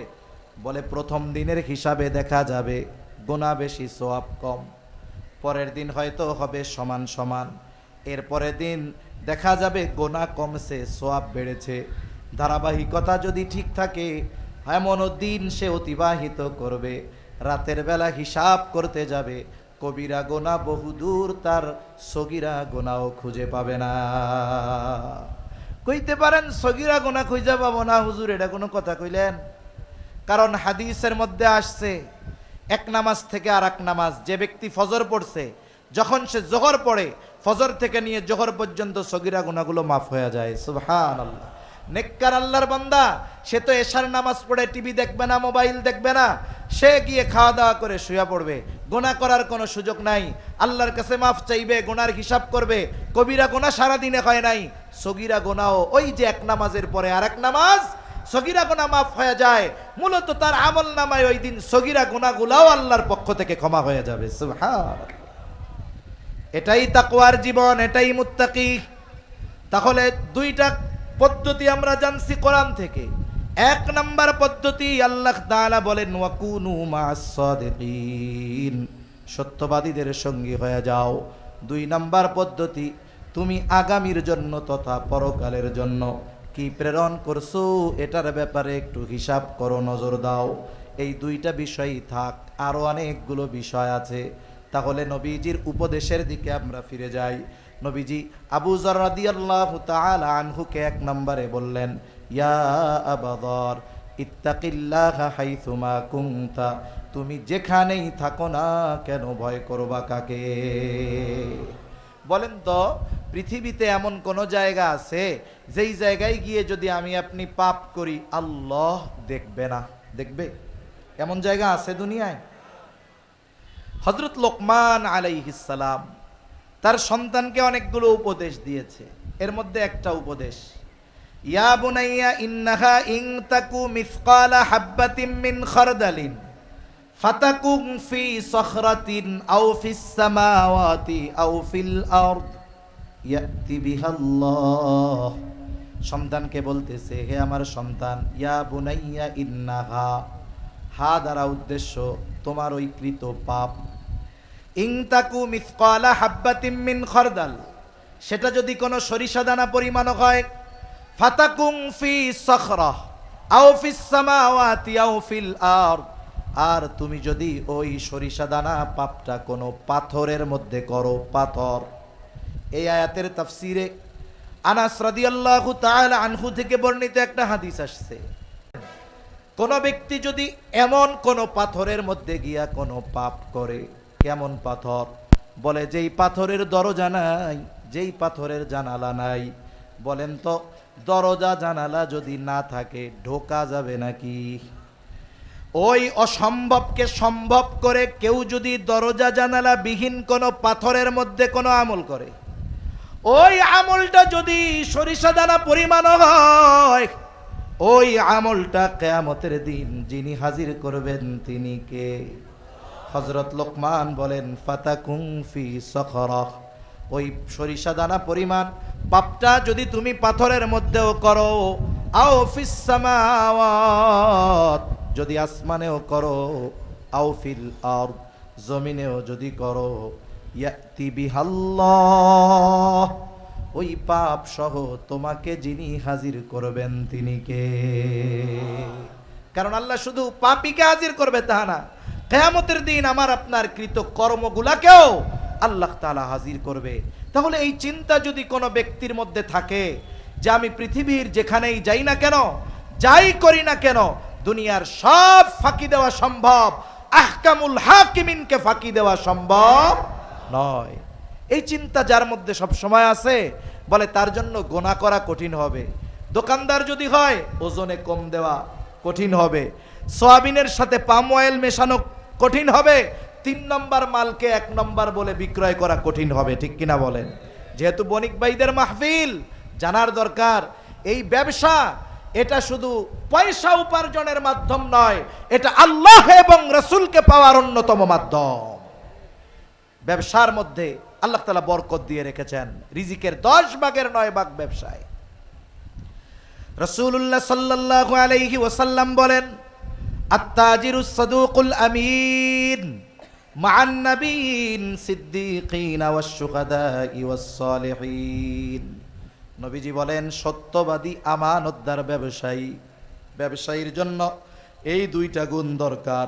যদি ইমানদার হয়, সত্যবাদী আমানতদার ব্যবসায়ী কাদের সাথে থাকবে? মা'আন নাবিয়িন, নবীদের সাথে থাকবে, সিদ্দীকিনদের সাথে থাকবে, শহীদদের সাথে থাকবে, নেককার বান্দাদের সাথে তাদের অবস্থান হবে। তাহলে যারা ব্যবসা করে শুধুমাত্র ব্যবসার মাধ্যমে সম্পদ উপার্জনের মাধ্যম মনে করে ব্যবসাকে, এরা বোকা। অথচ যেমনভাবে জাগতিক সম্পদ উপার্জন করা যায় ব্যবসার মাধ্যমে, অনুরূপভাবে নবী রাসূলদের সাথী হওয়ার যোগ্যতাও অর্জন করা যায়। তবে হ্যাঁ, সত্যবাদিতা আর আমানতদারিতার সাথে ব্যবসা করতে গেলে প্রাথমিক দিকে কিছুটা মুসিবত মনে হতে পারে, তবে এটা আল্লাহর পরীক্ষা। যদি ইস্তেকামাতের সাথে থাকা যায় যে আমার লাভ কম হোক, আমার পাশের ব্যবসায়ী ভেজাল করে বেশি লাভ করতেছে করুক, আমি নির্ভেজালভাবে আমানতদারিতার সাথে সত্যবাদিতার সাথে ব্যবসা করে লাভ করব কম, হ্যাঁ তার লাভ হবে কম, কিন্তু বরকত যিনি দিবেন তিনি কে? সে একদিন ধরা খাবে, 10 লাখ জরিমানা শেষ, আছে না নাই? উপার্জন করে কিন্তু ঘরে সিরিয়াল ধরে অসুস্থ থাকে, কিছুদিন বউ, কিছুদিন সন্তান, কিছুদিন নিজে, কিছুদিন মা, ধারাবাহিকভাবে অসুস্থতা চলতেছে। আরেকজন সত্যবাদিতা আমানতদারিতার সাথে ব্যবসা করতেছে, লাভ কম হচ্ছে, কিন্তু সময়ের সাথে সাথে আল্লাহ তাআলা প্রবৃদ্ধি দিচ্ছে এবং এর মধ্যে বরকত দিচ্ছে, ঠিক কিনা বলেন? এজন্য ব্যবসায়ী ভাইরা সত্যবাদিতা ও আমানতদারিতা এটাকেই বানাতে হবে ব্যবসার মূলধন। তাহলে ওই ব্যবসায়ী আর ব্যবসার মধ্যে রহমত আর বরকত দিয়ে ভরপুর করবেন কে? আল্লাহ। তাহলে 3টা পয়েন্ট আমরা আলোচনা করলাম মুত্তাকি হওয়ার জন্য। যেখানেই থাকি না কেন চিন্তা থাকবে আমার মালিক আমাকে দেখতেছে। বলে এই চিন্তা যখন কারো মধ্যে ঢুকে যায় তার জন্য গুনার কাজ করা কঠিন হয়ে যায়। নবীজি সাল্লাল্লাহু আলাইহি ওয়াসাল্লামের দ্বিতীয় উপদেশ, ওয়া আতবি'is সাইয়্যাতাল হাসানাতা তামহুহা। ও আবু যর, তোমার দ্বারা যখন কোনো মন্দ কাজ হয়ে যাবে তুমি ভালো কাজ করবা, নেকের কাজ করবা, কেননা ভালো কাজ মন্দ কাজটাকে মিটায়া দেয়। আল্লাহ তাআলাও বলেন ইন্নাল হাসানাতি ইউযহিবুনাস সাইয়্যাত, ভালো কাজ মন্দ কাজকে মিটায়া দেয়। তবে মন্দ কাজটা যেমন মুসার জন্য ভালো কাজটা ওই পরিমাণের হতে হবে। এখন একজন করেছে কবিরা গুনাহ, আর একজন বান্দার হক নষ্ট করে ফেলছে। এখন ও যদি 1000 দানার তসবিহ একটা নিয়ে কয় আস্তাগফিরুল্লাহ আস্তাগফিরুল্লাহ, আল্লাহ আমারে মাফ করে দেন, বলেন তো বান্দার হক আদায় না করা পর্যন্ত তার তাওবা আল্লাহ কবুল করবে নাকি? তাহলে বান্দার হক যে নষ্ট করেছে, আগে বান্দার হক আদায় করতে হবে, তাহলেই না তার তাওবা কবুল হবে, নাইলে তার তাওবা কবুল হবে না, তার গুনাহ মাফ হবে না। এই জন্য গুনাহ যেমন, এই গুনাহ মোছার জন্য আমল তেমন। কবিরা গুনাহ যদি হয় খালেস তাওবা করতে হবে, বান্দার হক সম্পৃক্ত যদি হয় বান্দার হকগুলো আদায় করতে হবে, ছোট ছোট অন্যায় যদি হয় ওটাও মাফ চেয়ে নিতে হবে। কারণ দুনিয়াতে কেউ যদি কারোর সাথে অসৎ আচরণ করে, একজন মুরব্বী, তার সাথে আমার ভালো আচরণ করতে হবে, এটা তার হক। এখন আমি তার সাথে মন্দ আচরণ করলাম, তার কাছে আমি ক্ষমাও চাই নাই, তার কাছে মাফও চাই নাই, সে মাফও করে নাই, কি হবে তাইলে? নবীজি বলেন তোমরা ওই দিন আসার আগে সতর্ক হয়ে যাও, যেই দিন আল্লাহ তাআলা বাদী বিবাদীর মধ্যে ফয়সালা করে দিবে। যদি দুনিয়াতে কেউ কাউকে কথার দ্বারাও একটা কষ্ট দিয়ে থাকো, মাফ চেয়ে নাও, কারণ ওই বিষয়টার ফয়সালাও কিয়ামতের দিন যিনি করবেন তিনি কে? এজন্য যত ছোট মন্দ কাজ হোক আমরা মাফ চায়া নিব, যার সাথে হবে তার সাথে। এজন্য রাসূলুল্লাহ সাল্লাল্লাহু আলাইহি ওয়াসাল্লাম আয়েশা সিদ্দিকা রাদিয়াল্লাহু তাআলা আনহাকে বলেন, আয়েশা তুমি কোনো নেকের কাজকে ছোট মনে করবা না, কোনো গুনার কাজকেও ছোট মনে করবা না, কারণ হতে পারে ওই ছোট পাপের কারণে আল্লাহ শাস্তি দিতে পারে, আবার ওই ছোট ভালো কাজের কারণে আল্লাহ মাফ করে দিতে পারে। প্রসিদ্ধ ঘটনা আমরা সবাই কম বেশি জানি। একজন দুশ্চরিত্রা নারী, সে একটা পিপাসিত কুকুরকে পানি পান করাইছে, ভালো কাজ, আল্লাহর কাছে পছন্দ হয়েছে। নবীজি বলেন এই কারণে আল্লাহ তাআলা তাকে মাফ করে দিবে। আরেকজন মহিলা, সে একটা বিড়ালকে বেঁধে রাখছে, খাবারও দেয় না, ছেড়েও দেয় না, বিড়ালটা মারা গেছে। নবীজি সাল্লাল্লাহু আলাইহি ওয়াসাল্লাম বলেন কিয়ামতের দিন এই কারণে আল্লাহ তাআলা তাকে শাস্তি দিবে। এজন্য আমার আপনার দ্বারা যদি কবিরা গুনাহ হয়, তাহলে কবিরা গুনাহ মোছার ওষুধ হলো তাওবা। একজনের সাথে খারাপ আচরণ হয়েছে, তার কাছ থেকে ক্ষমা চাওয়া, এই ধরনের পাপ যেমন তার পাপ থেকে মুক্তি বা নাজাত বা তাওবার পদ্ধতি তেমন। এজন্য আমার আপনার দ্বারা যদি কখনো পাপ হয়ে যায়, অন্যায় হয়ে যায়, তাওবার ক্ষেত্রে কারো সাথে যদি খারাপ আচরণ হয়ে যায়, ক্ষমা চাওয়ার ক্ষেত্রে আমরা কখনো বিলম্ব করব না। হয়তো আজ রাতে আমার দ্বারা গুনাহ হয়েছে, আজ রাতে আমার দ্বারা কথার দ্বারা কেউ কষ্ট পেয়েছে, আগামী দিন ক্ষমা পাওয়ার সুযোগ পাবো কি পাবো না এর কোনো নিশ্চয়তা নাই। তাহলে নবীজি সাল্লাল্লাহু আলাইহি ওয়াসাল্লাম দ্বিতীয় উপদেশ দিলেন, ও আবু যর, তোমার দ্বারা যদি কখনো অন্যায় কাজ হয়ে যায়, তুমি ভালো কাজ করবা, নেকের কাজ করবা, কেন? তামহুহা, ওই ভালো কাজ মন্দ কাজটাকে মিটায়া দেয়। 3 নাম্বার, নবীজি সাল্লাল্লাহু আলাইহি ওয়াসাল্লাম বলেন ওয়া খালিকিন নাসা বিখুলুকিন হাসানিন, ও আবু যর, মানুষের সাথে সদাচরণ করবা, মানুষের সাথে সদাচরণ করবা, ভালো ব্যবহার করবা। সদাচার এটা ব্যাপক অর্থবোধক একটি শব্দ। সদাচারী তো সে প্রকৃতপক্ষে যেই মানুষটা তার কাছে যেমন হক প্রাপ্য তেমনি হক আদায় যেই ব্যক্তি করে, সেই ব্যক্তি মূলত সদাচারী। অনেকে আছে মুখ দিয়ে কথা বলে সুন্দর সুন্দর, কিন্তু মানুষের হক নষ্ট করে, বিভিন্ন পদ্ধতিতে মানুষকে কষ্ট দেয়। তার কথা খুব সুন্দর, মিষ্টি কথা, আবার অধিকাংশ সময় দুষ্টু লোকের কথা ভাষা এগুলো মিষ্টি হয় বেশি।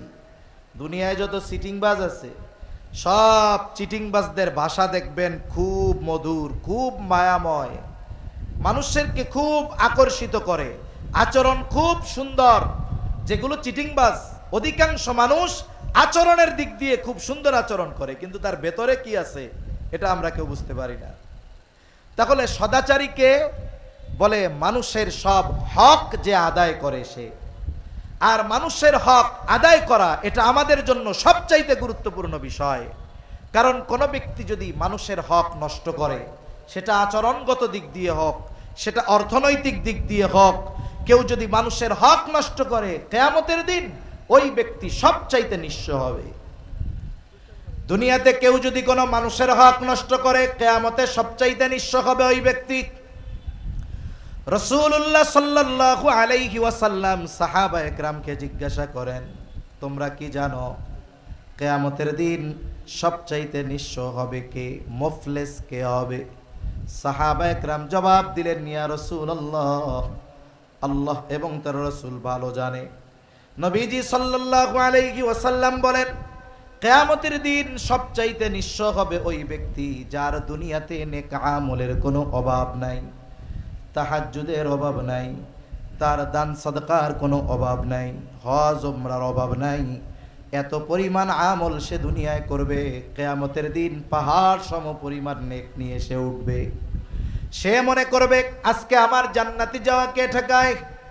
কিন্তু আফসোস, ওই ব্যক্তি দুনিয়ায় মানুষের হক নষ্ট করত, কারো সম্পদ কেড়ে নেওয়ার মাধ্যমে, কারো উপরে জুলুম করার মাধ্যমে, কাউকে কথার মাধ্যমে, কাউকে হাতের মাধ্যমে। ক্ষমতাধর ছিল, প্রভাবশালী ছিল, নেক আমল করেছে, কিন্তু বান্দার হক নষ্ট করেছে। ওই লোকটা জান্নাতে যাওয়ার অনুমতি পাবার পূর্বে আল্লাহ তাআলার কাছে দুনিয়ায় যাদের উপরে সে জুলুম করেছে ওই মানুষগুলো আল্লাহর আদালতে ওই ব্যক্তির ব্যাপারে অভিযোগ দায়ের করবে, আল্লাহর কাছে বিচার প্রার্থনা করবে। আল্লাহ জিজ্ঞাসা করবে, ওরা যে অভিযোগ দিল সত্য? মিথ্যা বলার কোনো উপায় নাই। সে বলবে হ্যাঁ সত্য। আল্লাহ বলবে তাইলে হক আদায় করে দাও। দুনিয়ার লেনদেন, টাকা পয়সা, ডলার, এগুলো দিয়ে হয়। কিয়ামতের দিনের লেনদেন হবে নেকি আর গোনা দিয়া। বলে যার কাছে নেকি সে ধনী, যার নেকি নাই সে গরিব। এইবার ওই ব্যক্তি বলবে, আল্লাহ এ তো দুনিয়া না, দুনিয়া হলে সম্পদ যা নিয়েছি বহুগুণ প্রয়োজনে তাকে দিয়ে দিতাম। এবার বাদী বলবে, আল্লাহ আমার তো এখন সম্পদ দরকার নাই, আমার হক সে তার নেকির দ্বারা আদায় করে দি। হয়তো দুনিয়ায় নিছিল ৫,০০০ টাকা, ও এবার বলবে, আল্লাহ দুনিয়ার ওই ৫,০০০ টাকার যদি শোধ করতে হয় তাহলে ওই ৫টা হজের সওয়াব আমার দেওয়া লাগবে। কিছু করার আছে? কিছু করার নাই। দাবি অনুযায়ী দিতে হবে, হক আদায় করতে হবে। একের পর এক মানুষের হক আদায় করতে করতে পাহাড় পরিমাণ নেক শেষ, কিচ্ছু নাই। লোকটা হতাশায় আল্লাহ তাআলার কাছে বলবে, আল্লাহ সব নেকি শেষ, এখনো তো অভিযোগকারীর সিরিয়াল লম্বা। অভিযোগকারীরা বলবে, আল্লাহ নেকি নাই তাতে কি, আমাদের গোনাগুলো নিয়ে আমাদের হালকা বানায়া দি। এতক্ষণ নেকি দিয়া হক আদায় করা লাগছে, এখন গোনা নিয়ে হক আদায় করতে হবে। পাহাড় পরিমাণ গোনার মালিক সে হয়ে যাবে। নবীজি বলেন, কিয়ামতের দিন সবচাইতে নিঃস্ব হবে ওই ব্যক্তি যার দুনিয়ায় নেক আমলের অভাব ছিল না, কিন্তু দুনিয়ায় সে মানুষের হক নষ্ট করত।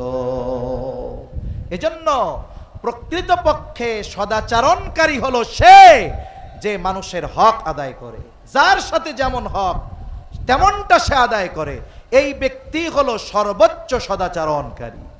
মানুষের সাথে ভালো ব্যবহার, এটা উত্তম আখলাকের অন্যতম একটা অংশ। এই উত্তম আখলাক, উত্তম চরিত্র, এটা অনেক বড় এক আমল।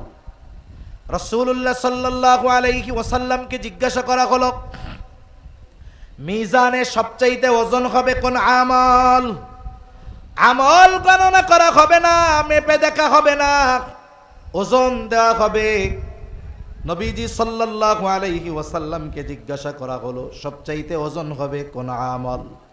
নবীজি সাল্লাল্লাহু আলাইহি ওয়াসাল্লাম নামাজের কথা বলেন নাই, রোজার কথা বলেন নাই, হজের কথা বলেন নাই, যাকাতের কথা বলেন নাই। নবীজি সাল্লাল্লাহু আলাইহি ওয়াসাল্লাম বলেছেন, মিজানে সবচাইতে ওজন হবে যে আমল, সেটার নাম হলো উত্তম চরিত্র।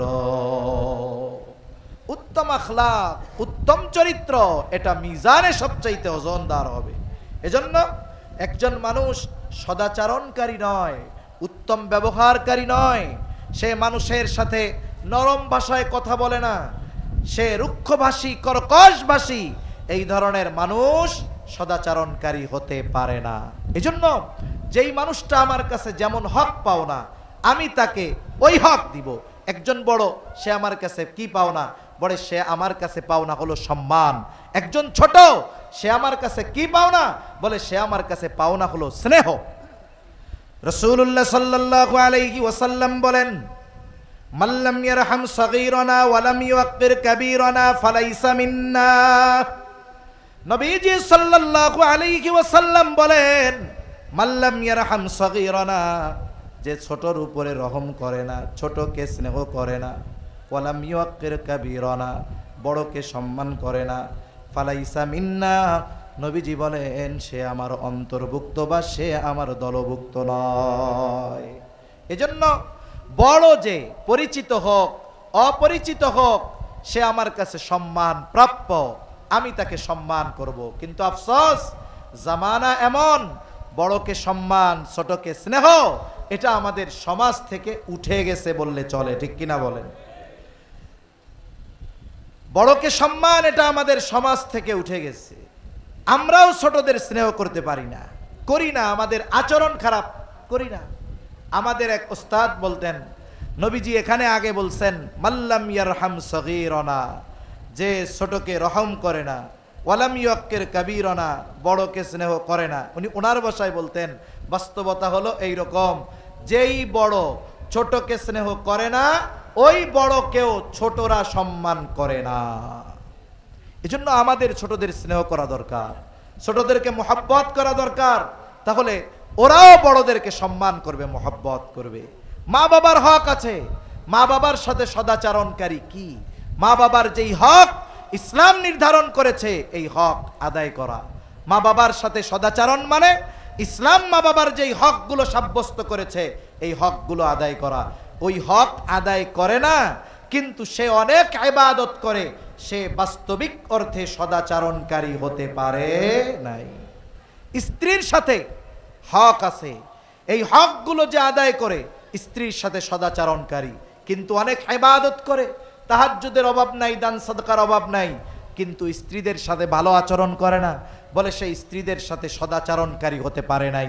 এজন্য একটা ব্যক্তি পরিপূর্ণভাবে তখনই সদাচরণকারী হয়, উত্তম আখলাকওয়ালা হয়, সদাচরণকারী তখনই হয় যখন সে মানুষের হকগুলো আদায় করে। আর মানুষের হক যদি আদায় না করে, কিয়ামতের দিন আল্লাহর আদালতে তাদেরকে ধরা পড়ে যাওয়া লাগবে। এজন্য সম্মানিত উপস্থিতি, উত্তম আখলাকের অন্যতম পাঠ হলো মানুষের হক আদায় করা। এজন্য দেখুন, ইসলামের যত বিধি বিধান, হুকুম আহকাম সম্মিলিতভাবে যত কিছু আছে, ঈমান থেকে নিয়ে যত কিছু আছে, সবগুলোকে শরীয়তে ইসলাম 5টি ভাগে বিভক্ত করেছে। 1 নাম্বার ঈমান আকীদা, 2 নাম্বার ইবাদত, 3 নাম্বার মুআমালাত, 4 নাম্বার মুআশারাত, 5 নাম্বার হলো আখলাক। এর মধ্যে ঈমান আকীদা আর ইবাদত যদি এক পাশে রাখেন, বাকি যে 3টা বিষয় আছে, এই 3টা বিষয় মানুষের সাথে মানুষের পারস্পরিক লেনদেন, আদান প্রদান, সম্মান আর আচার আচরণের সাথে সম্পৃক্ত। এজন্য এই বিষয়গুলো যার ঠিক নাই, যার মুআমালাত ঠিক নাই, যার মুআশারাত ঠিক নাই, যার আখলাক ঠিক নাই, বাস্তবিক অর্থে এই মানুষগুলো পরিপূর্ণ মনুষ্যত্ব অর্জন করতে পারে না, ভালো মানুষ হতে পারে না। কারণ এই গুণগুলোই মূলত একটা মানুষকে বাস্তবে ভালো মানুষে পরিণত করে। আমার আপনার নবীজি সাল্লাল্লাহু আলাইহি ওয়াসাল্লাম নবুয়তের বহিঃপ্রকাশ হলো 40 বছর বয়সে, কিন্তু এর আগে আমার আপনার নবীজি ওই জাহেল সমাজে মানুষের সাথে সদাচরণকারী হিসাবে আমার আপনার নবীজির প্রসিদ্ধি ছিল। আমার আপনার নবীজির উপাধি কাফেররা দিয়েছিল আল আমিন, আমার আপনার নবীজির উপাধি কাফেররা দিয়েছিল আস-সাদিক। তিনি মানুষের সাথে এতটা সদাচরণকারী ছিলেন, মানুষের সাথে মুআমালাতের ব্যাপারে এতটা সচেতন ছিলেন, যেই কাফেররা নবীজিকে হত্যার অপচেষ্টা করেছে, ওই কাফেরদের আমানতের সামগ্রী তাদের কাছে পৌঁছানোর ব্যবস্থা না হওয়া পর্যন্ত আমার আপনার নবী মদিনার দিকে সফর শুরু করেন নাই। অথচ আমরা সেই নবীর উম্মত, আমাদের আচার আচরণের অবস্থা কি? আমাদের আচার আচরণ তো আর একজন মুসলিম ভাইয়ের সাথে পর্যন্ত ভালো নয়। আমরা মনে করি ইবাদত যত বেশি করব আমি তত আল্লাহর কাছে প্রিয় হব। না না, রাসূলুল্লাহ সাল্লাল্লাহু আলাইহি ওয়াসাল্লামের কাছে দুইজন মহিলার অবস্থা পেশ করা হলো। একজনের ব্যাপারে বলা হলো, ইয়া রাসূলুল্লাহ সাল্লাল্লাহু আলাইহি ওয়াসাল্লাম, একজন মহিলা এমন কোনো আমল নাই যে সে করে না, একটা নফলও সে ছেড়ে দেয় না। সে তাহাজ্জুদ, আওয়াবিন, ইশরাক যত নামাজ আছে সব পড়ে, আইয়াম বিজের রোজা রাখে, সোমবার বৃহস্পতিবার রোজা রাখে, দান সদকা করে, এক কথায় আমলের কোনো অভাব নাই। তবে একটা জিনিস, সে তার প্রতিবেশীর সাথে খারাপ আচরণ করে। আর একজনের ব্যাপারে বলা হলো, ইয়া রাসূলুল্লাহ সাল্লাল্লাহু আলাইহি ওয়াসাল্লাম, আরেকজন মহিলা যেটা না করলেই নয় শুধু সেটাই করে।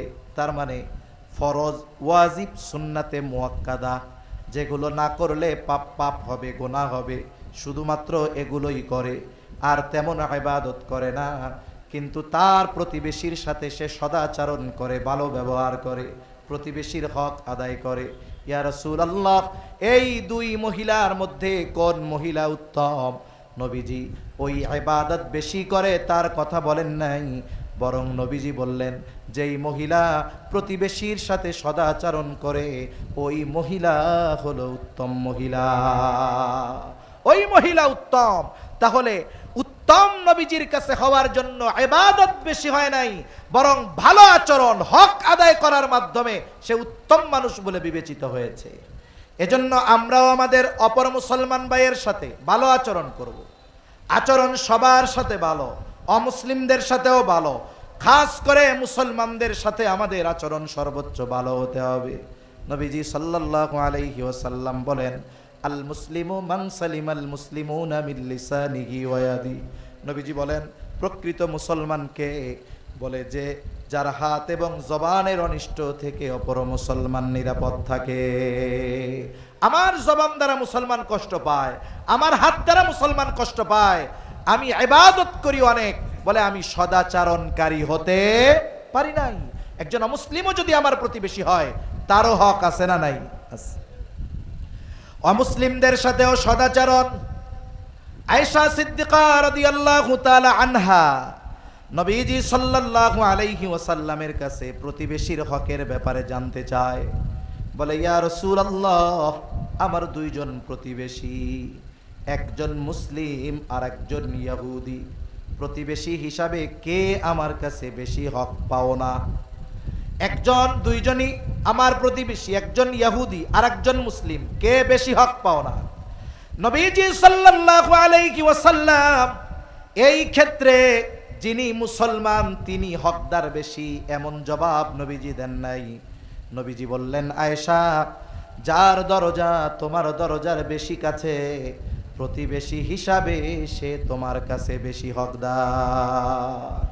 তাহলে একজন অমুসলিম সেও যদি আমার প্রতিবেশী হয়, একজন মুসলিম প্রতিবেশীর চাইতে সে যদি আমার বেশি নিকটে হয়, অমুসলিম হিসাবেও সে আমার কাছে ভালো আচরণ প্রাপ্য, এটা তার হক। ইসলাম এত সুন্দর সদালাপ, সদাচরণ আমাদেরকে শিখিয়েছে, কিন্তু আফসোস যেই ইসলাম এত সুন্দর আখলাকের শিক্ষা দিল, ভালো আচরণের শিক্ষা দিল, আমরা সেই শিক্ষা গ্রহণ করতে পারলাম না। আমরা কি করি?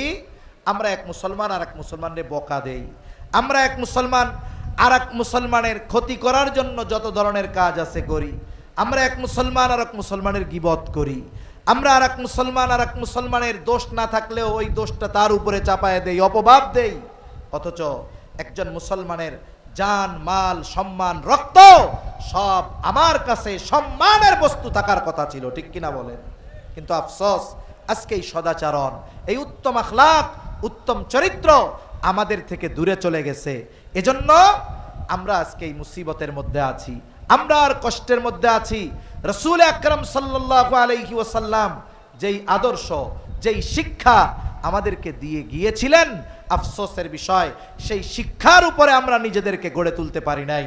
যদি পারতাম তাহলে গোটা দুনিয়ার নেতৃত্ব আজকে মুসলমানদের হাতে থাকতো, ঠিক কিনা বলেন?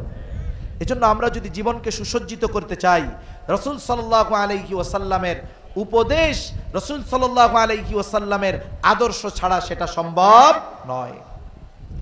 এজন্য সম্মানিত উপস্থিতি, নবীজি সাল্লাল্লাহু আলাইহি ওয়াসাল্লামের হযরত আবু যর রাদিয়াল্লাহু তাআলা আনহুকে করা এই গুরুত্বপূর্ণ তিনটা উপদেশ, এটার মধ্যে তিন ধরনের হক নিহিত আছে। কয় ধরনের? জোরে গণ, আরো জোরে বলেন কয় ধরনের? সাধারণত হক তিন ধরনের হয়। বলতে পারেন হুজুর আমরা তো শুনেছি আল্লাহর হক আর বান্দার হক, আপনি আবার তিন ধরনের হকের কথা কেমনে বলেন? বলে হ্যাঁ, এর মধ্যে একটা আছে 2 in 1। এক নাম্বার আল্লাহর হক, 2 নাম্বার বান্দার নিজের উপরে নিজের হক, 3 নাম্বার মানুষের হক। এই তিনটা হকের কথা আল্লাহর নবী এখানে শিক্ষা দিয়েছেন। 1 নাম্বার আল্লাহর হক কি? বলে তারই ইবাদত করবে, তার সাথে শিরিক করবে না। ইবাদত একমাত্র তারই করতে হবে, তার সাথে কারো শিরিক করা যাবে না, এটা আল্লাহর হক। এখন বলেন তো, কোন ব্যক্তি যদি প্রকৃতপক্ষে মুত্তাকি হয়, মুত্তাকি, সে যদি নেককারদের সঙ্গী হয়, সে যদি নিজের জীবনের আমলের হিসাব করে, সে যদি সর্বদা এই চিন্তা করে যে আমার রব আমাকে সর্বদা দেখতেছে, বলেন তো অন্যান্য আরো কিছু বিষয় আছে সবগুলা থাকলো, এই তিনটা জিনিস কোন ব্যক্তির ভিতরে যদি পরিপূর্ণ থাকে, ওই ব্যক্তি জীবন চলে গেলেও আল্লাহর হক নষ্ট করবে নাকি? জোরে বলেন করবে? সে জীবন চলে যাবে, আল্লাহর হক নষ্ট করবে না। 2 নাম্বার বলে বান্দার নিজের উপরে নিজের হক কি? বলে নিজের উপরে বান্দা নিজেও জুলুম করে। আমরা অনেক সময় মনে করি একজন মানুষ মনে হয় আর একজনের উপরেই শুধু জুলুম করে। আসলে বিষয়টা এমন নয়। মানুষ যেমন অপর মানুষের উপরে জুলুম করে, অনুরূপভাবে মানুষ নিজে নিজের উপরে জুলুম করে। যেমন আল্লাহ তাআলা কোরআনুল কারীমের মধ্যে জানাইছেন, আসমান জমিন সৃষ্টি থেকে মাস হইল 12টা। কয়টা? জোরে কর, আরো জোরে বলেন কয়টা? আরে আমি এতক্ষণ ধরে কইতাছি, আমি চিল্লাই, আপনারা কন্যা কেন? ঘুম আসতেছে নাকি? তাকবীর দেন, নারায়ে তাকবীর, আরো জোরে নারায়ে তাকবীর। মাস কয়টা? এর মধ্যে 4টা মাস কি? আরবাআতুন হুরুম, 4টি মাস সম্মানিত মাস। এই 4টি মাস সম্মানিত মাসে আল্লাহ তাআলার গুরুত্বপূর্ণ যে নির্দেশনা, ফালা তাযলিমু ফীহিন্না আনফুসাকুম, এই সম্মানিত 4 মাসে আল্লাহর অন্যতম নির্দেশনা, ফালা তাযলিমু ফীহিন্না আনফুসাকুম, এই মাস সমূহের মধ্যে তোমরা নিজেদের উপরে নিজেরা জুলুম কইরো না। মুফাসসিরিনে কেরাম বলেন, নিজের উপরে জুলুম করা কি? তার মানে তুমি পাপাচারে লিপ্ত হইও না, গুনাহ করো না, পাপাচারে লিপ্ত হইও না। তার মানে মানুষ যখন কোনো পাপ করে, সে নিজের উপরে নিজে জুলুম করে।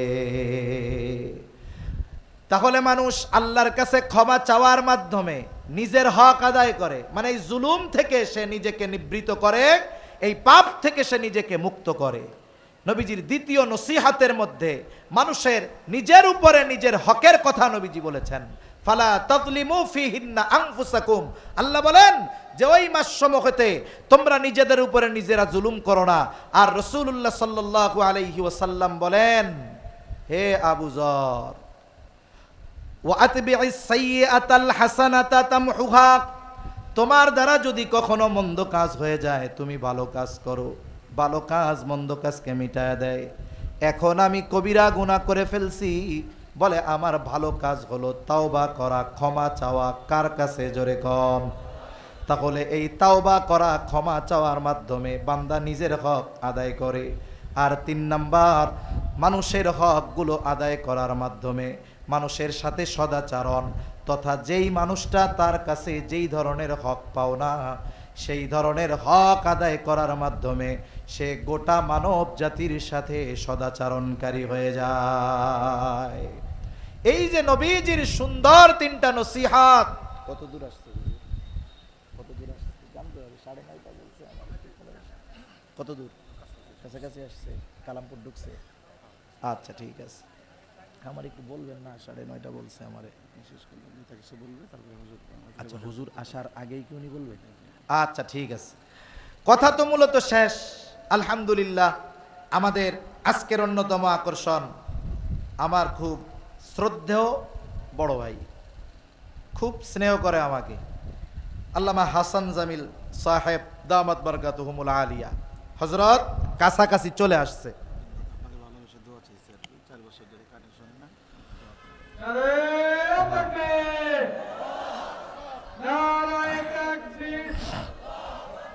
আল্লামা হাসান জামিল সাহেবের আগমন, শুভেচ্ছার স্বাগতম, শুভেচ্ছার স্বাগতম। আল্লামা হাসান জামিল সাহেবের আগমন, নারে তাকবীর, আল্লাহু আকবার।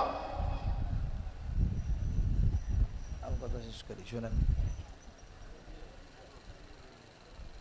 হযরত কাছাকাছি চলে আসছে, তাহলে আজকের আমাদের মূল কথাটা আমরা একটু শেষ করি। মূল কথাটা হলো যে উপদেশ নসিহাত, এটা স্বয়ং কোরআনুল কারীমে করেছেন কে? আরো জোরে বলেন কে? আল্লাহ। নিজে তো ওয়াজ করেছেন, উপদেশ দিয়েছেন, সাথে সাথে মুহাম্মাদুর রাসূলুল্লাহ সাল্লাল্লাহু আলাইহি ওয়াসাল্লামকে ওয়াজ করার নির্দেশ দিয়েছেন। কেন? কারণ এই ওয়াজের মধ্যে, উপদেশের মধ্যে মুমিনদের জন্য কল্যাণ আছে। বলে কল্যাণ কখন হবে? শুধু আমরা এই যে কথাগুলো শুনলাম, শুনলেই হবে এমনটা নয়। পরিপূর্ণ কল্যাণ লাভ করা যাবে কখন? বলে যখন আমরা এই উপদেশগুলোর আলোকে আমরা আমল করব, ঠিক কিনা কর? উপদেশগুলোর আলোকে যদি আমরা আমল করি, তাহলে ওই যে আল্লাহ তাআলার যেই ঘোষণা, ওয়াযাক্কির ফাইন্নায যিকরা তানফাউল মুমিনিন, আপনি বারবার উপদেশ দেন, বারবার নসিহত করেন, ফাইন্নায যিকরা তানফাউল মুমিনিন, নিশ্চয়ই উপদেশ, ওয়াজ, এটা মুমিনদের জন্য উপকারী।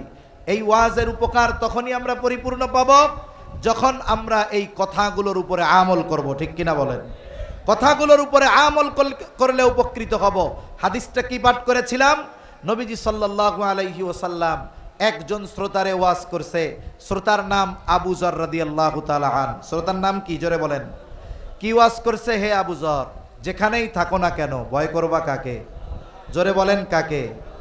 2 নাম্বার, তোমার দ্বারা যদি কখনো মন্দ কাজ হয়ে যায়, হতেই পারে, মন্দ কাজ হওয়ার পরে ওর পরে স্থির থাকা এটা ভুল।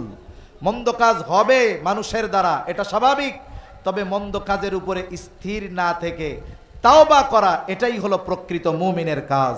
তোমার দ্বারা যদি কখনো মন্দ কাজ হয়ে যায়, তুমি নেকের কাজ করবা। 3 নাম্বার, মানুষের সাথে সদাচরণ করবা। এর দ্বারা উদ্দেশ্য, যেই মানুষটা তোমার কাছে যেই ধরনের হক পাও না, তুমি আচরণের ক্ষেত্রে হোক, অর্থনৈতিকভাবে হোক, ওই মানুষের ওই হকগুলো আদায় করবা। এই 3টা উপদেশ আমরা আমাদের জীবনের সাথে বাস্তবে পরিণত করতে করতে কারা তৈয়ার আছি? হাত উঁচা করি। নারায়ে তাকবীর, নারায়ে তাকবীর। আল্লাহ সুবহানাহু ওয়া তাআলা আমাদের সবাইকে নবীজির এই সুন্দর 3টি উপদেশের আলোকে জীবনকে সুসজ্জিত করার তৌফিক দান করেন। সকলে জবান খুলে বলি আমিন। ওয়া আখিরু দাওয়ানা আনিল হামদুলিল্লাহি রাব্বিল আলামিন। আসসালামু আলাইকুম ওয়া রাহমাতুল্লাহি ওয়া বারাকাতুহু। ধন্যবাদ। হাফেজ মাওলানা ইসমাইল হোসেন।